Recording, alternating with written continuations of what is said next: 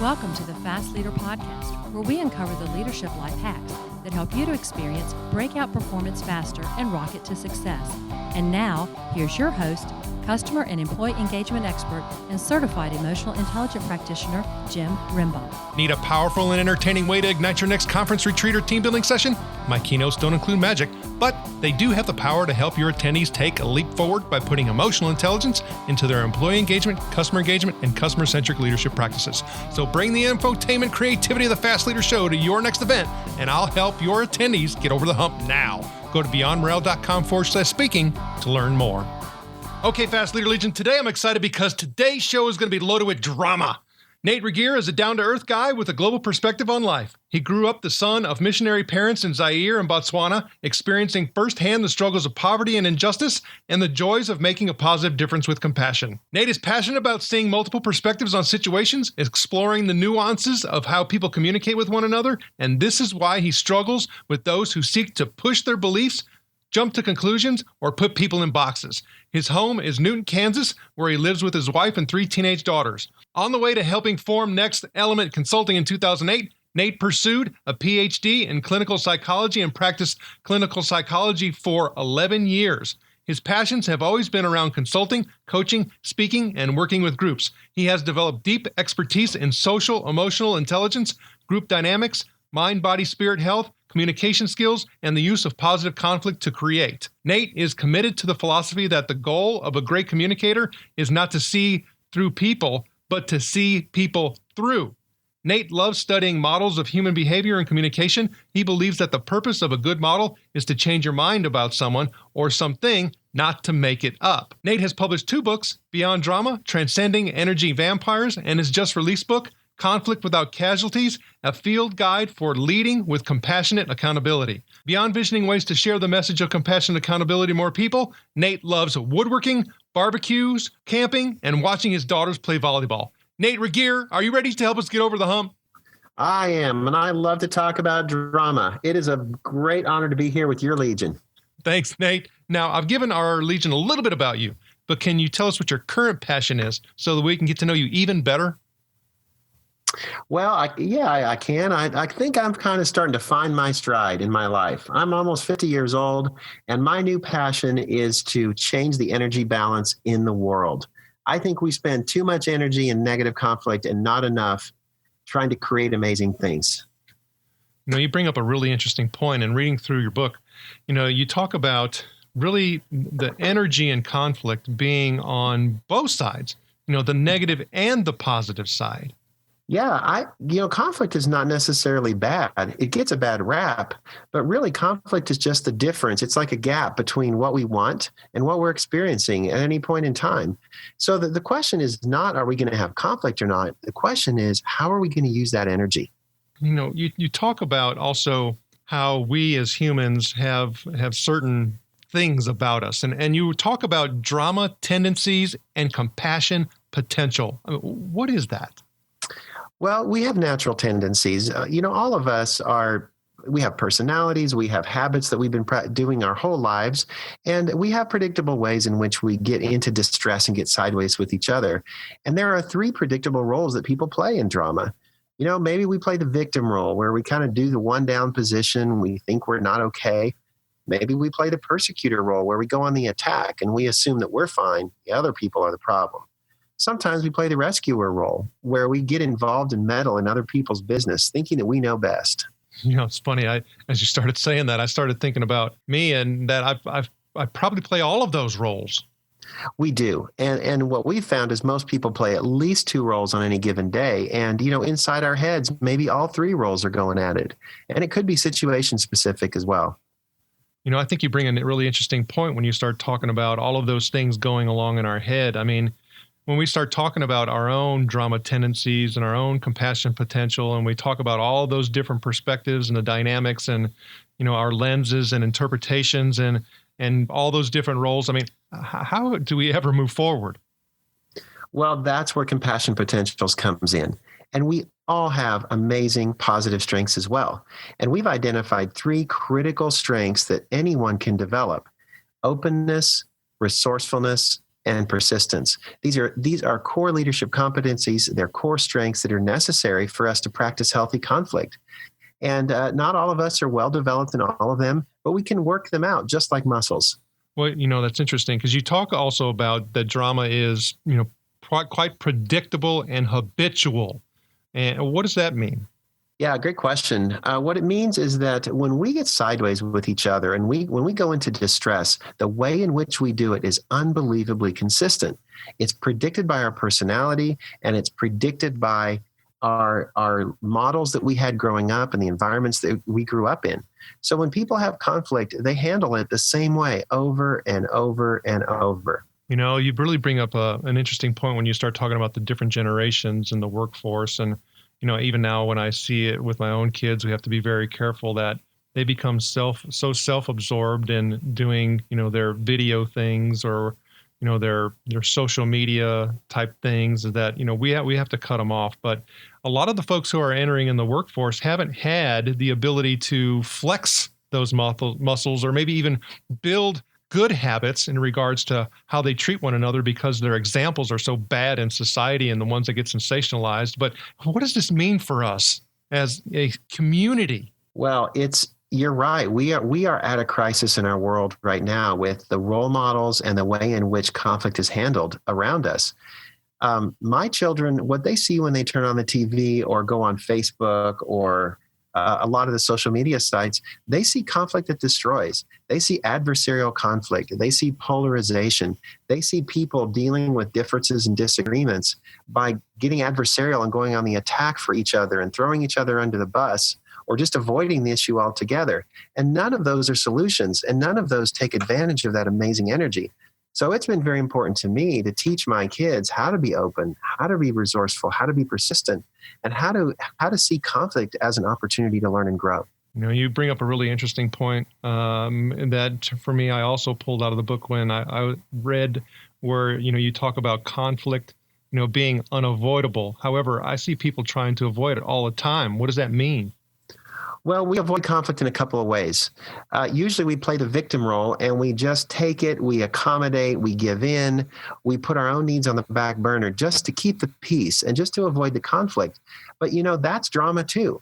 If we're not asserting what we want, and if we're not being confident in who we are and what we need, then we're just as much a part of the problem. Well, it's interesting too. I mean, I also know, talking about that personality differences and things like that there's some folks that they just avoid conflict. And what I find is that it often creates even more energy in a conflict because that they try to squash it. It's like, don't you see that this pattern is your inevitable pattern is you're going to create negative conflict because you're trying to avoid it at the beginning point and then prolong it. Yeah, absolutely. And in my book, Conflict Without Casualties, I tell a fable about a variety of people in a workplace called Drama Corps. And the person that plays the victim role, it may look like she's not engaging in conflict, but she's preoccupied with what happened in the meeting. She's texting her friends looking for drama allies. She's gossiping in the break room. She's thinking about it all the time when she's at work. And so she's not focused on her work. And so it consumes immense amount of energy. Now, you talk about also a compassion cycle. We talk about our compassion potential, but what is the compassion cycle? Well, what we discovered is that these three skills of openness, resourcefulness, and persistence actually operate in a relationship to one another. And they actually operate not as independent skills, but as this unified, balanced, synergistic set of competencies. And what we've discovered is that if we look at them as if they're in a cycle, we can see that one comes and then the next one and then the next one, and we end up back where we started. And it can be a really amazing tool. So the cycle is the way in which openness leads to resourcefulness, which leads to persistence, which leads back to openness, and so on. And we discovered that these three skills actually have an order, they have a direction, and they have very specific rules and formulas on how to use these skills for maximum impact. So, you start talking about this whole energy thing and being, negative and positive. I mean, just energy as a whole and how do we use it best is that, on the show, we try to use quotes as a means to give us energy. Is there a quote or two that does that for you that you can share? Well, yeah, I have a lot of leadership gurus and people that I admire. And one of the quotes that we've developed in our company, which I like to share with people, is compassion without accountability gets you nowhere, but accountability without compassion gets you alienated. So blending the two really is the essence of leadership. And why does that matter? Well, it matters to leaders because you can't just nicey nice your way to great performance. Sometimes conflict and difficult conversations are necessary. Alternatively, if you're always bringing the hammer down on people, they're not going to give you their full discretionary energy. Nobody does their best work when they're afraid. So great leaders balance accountability for behavior with full respect for human dignity and relationships. My interpretation of what you just said and what I always, find myself, trying to make sure that the balance is correct is, tough love, right? Is that it really is. It is tough love, and it's amazing when we use the right tools how we can stay connected to people through very difficult conversations, difficult relationships where we're trying to close that gap between what we want and what we're experiencing. Without a doubt. So I know for me, when you start thinking about this whole growth and development and being a better not just leader but just person as a whole. And emulating the folks that I want to emulate, it often doesn't work out, and we make mistakes, and there's humps to get over. And is there a time for you when you had to get over the hump, and it really made a change for you that you can share? Well, there was, and reflecting on this, it's not fun to reflect on where we've messed up. And one of the things I want to share with your readers, this is what I'm going to share today. This is the first time I've shared it publicly because it's something I've been reflecting on and trying to work on. And I think it was kind of serendipitous that I had this opportunity because it forced me to put this down and articulate it. And so it's been good for me as well as hopefully a source of some help for your listeners. Part of the story is in my new book, but the real leadership lesson for me, the hump, isn't in the book because it happened after the story was printed in our first self-published edition. So a couple of years ago, we were doing an extensive leadership training program with a state service agency, and we were also consulting with their executive team about the challenges along the way. And, with any leadership program, not everyone's on board, and there's going to be efforts to undermine and sabotage is going to happen. Sometimes those efforts are easy to see, and sometimes they creep up on you. This one crept up on us. One of the people in the program attempted to engage us in side conversation that seemed innocent enough at first, but pretty soon it morphed into full-on drama, triangulation, and trying to undercut the executive team and stop this change from happening. And we didn't set good enough boundaries with this person, and we ended up putting the reputation of the CEO and the company at risk before we realized what was happening and stopped the communication. And it took a lot of work and time and grace for us to rebuild trust with our client. And I thought this was one of my most significant leadership blunders and learning moments until I made a bigger one.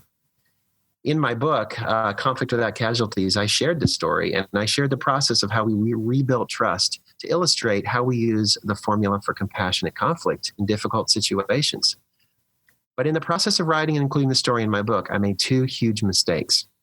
First of all, I didn't get permission from the CEO to print the story.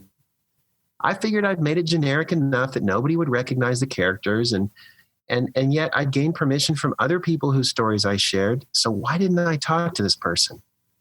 I don't know. Maybe it probably related to laziness, lack of diligence on my part, or maybe I was afraid that he wouldn't want me to print it.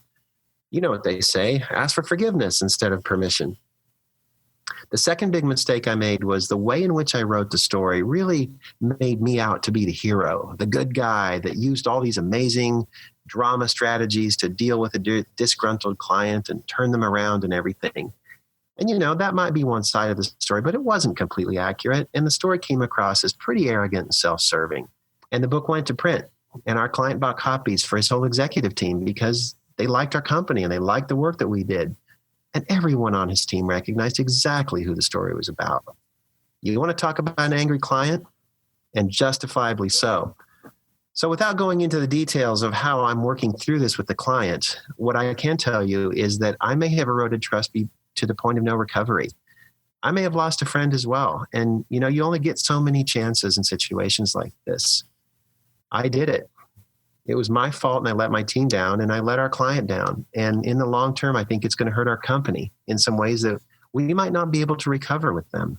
And I'm learning some things that I guess any leader can benefit from, and I want to share those. Is it all right if I share them? Oh, absolutely. One of the things I'm learning, and we hear it all the time, but it doesn't get real until it's personal, and that is that trust is a precious thing. It takes years and years to build, and a second of laziness or poor judgment to destroy it. Another thing I'm learning is that our gift can be our curse. We all have gifts, and on the other side of the coin of that gift can be negative tendencies that will take us down if we're not vigilant. They're part of who we are, and we can work to manage them, but we can't ever get rid of them completely. One of my gifts is I love to get up in front of groups. I love to tell stories. I have a lot of charisma.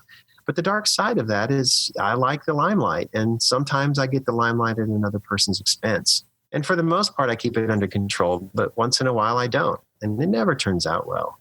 I think the third lesson is that as leaders, our behaviors and choices have far-reaching consequences, sometimes way bigger than we know, and sometimes in ways that can't be fixed and can't be recovered. So the only thing we can do is learn from our mistakes and make an effort to do better next time. So in our paperback version of my book that's coming out next spring with Barrett Kohler Publishers, I've rewritten the story, and I rewrote it in partnership with the client to offer a more accurate and balanced view of what happened. It's one small thing I can do to make things right, but I'll never get a redo. And there's 3,000 books out there with the story that I'm not proud of. So it's been a really painful learning experience for me, and I want it to help me make me a better leader going forward. Wow, Nate, thanks for sharing that and being so vulnerable. I think, you bring up something that's really important for us all to take note of, and that is that we are constant works in progress. And I think the key word there is really progress, and that we just have to keep getting up, brushing ourselves off, knowing that we're going to get knocked down again. So I appreciate you sharing that. Yeah, and it's painful, and there's just no quick way through it. I hate it. So Nate, you talked about going through the process, writing the story, releasing it, get 3,000 books out, and and having all of these things occur. When did you have that or epiphany to say, uh-oh? Well, I'm reminded of one of my favorite leadership books called Leadership and Self-Deception by the Regier Institute. And that whole book is a fable about how this young up-and-coming leader, he just keeps thinking he has it figured out. And then his mentor helps him realize, no, dig deeper, peel another layer back from the onion. And it's so amazing how we try to deceive ourselves and delude ourselves into thinking we have it figured out. I think for me, the real epiphany happened when I met with this CEO after he confronted me about the story. And I realized I have to meet with him. We have to figure out what we're going to do. And I really hoped there'd be a way to patch it up. But about halfway through the conversation, I realized something hit me, and I realized I can't fix this. I can't make it go away. There's no way out. And this really hurts, and it really stinks. And I realized I was going to have to accept the pain and embarrassment. I was going to have to sit with it and let it work on me, hopefully in positive ways. And it took me a few weeks before I was able to honestly say to myself, okay, what can I learn from this? And how's it going to make me a better person? And stop trying to defend it, stop trying to fix it, stop trying to make it go away. So I think that was the big thing for me, is that pain needs to work on us, and we need to give it time. And it's just not fun.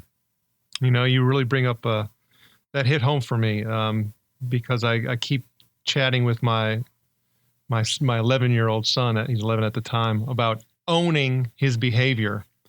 And we all have to own our behavior, and even when it's the behavior we don't want to own. And that's tough. Well, you're not kidding, because the thing about drama is no matter which role we play in drama, the ultimate goal is to not own our behavior. We don't want to be responsible for the things we do. So we play these drama roles to try to get someone else to take the responsibility.